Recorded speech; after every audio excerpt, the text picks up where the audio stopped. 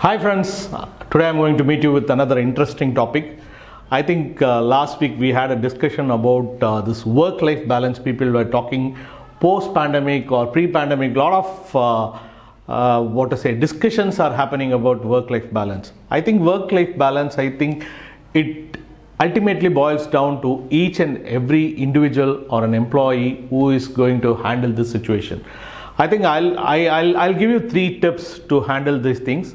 One is, I think you should put a premium on your time. As Jeff Bezos told, I am paid only for taking high level decisions. So you should work out what is your KRA and what you are going to do for the organization, what the organization expects from you, and chart out, and do not waste time in other activities, and put a premium on your time so that you will manage your time better and make your work-life balance better.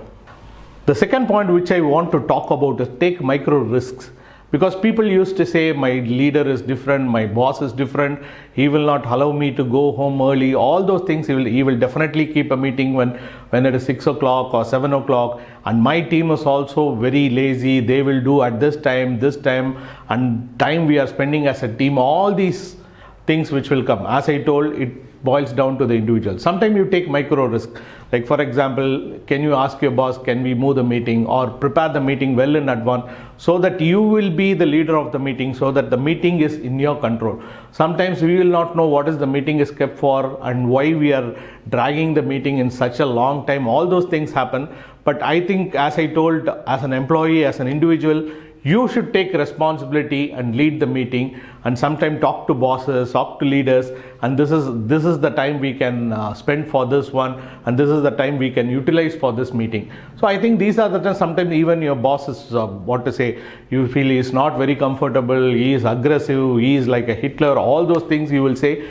But ultimately, when you know the concept, or when you know what is the agenda, you can definitely lead and influence others. The final point is, you have to decrease your zone of concern and increase your zone of influence. Zone of concern is the areas which will actually make you very concerned, because there are a lot of things in organization where a lot of minute things which will definitely influence you and make you concerned. But you should ignore all these things. And zone of influence, as I told in the first point, which are the things which you can influence and make it better. So I think we should always fix to the zone of influence, because you are going to be a part of only in the zone of influence which you are going to take care of.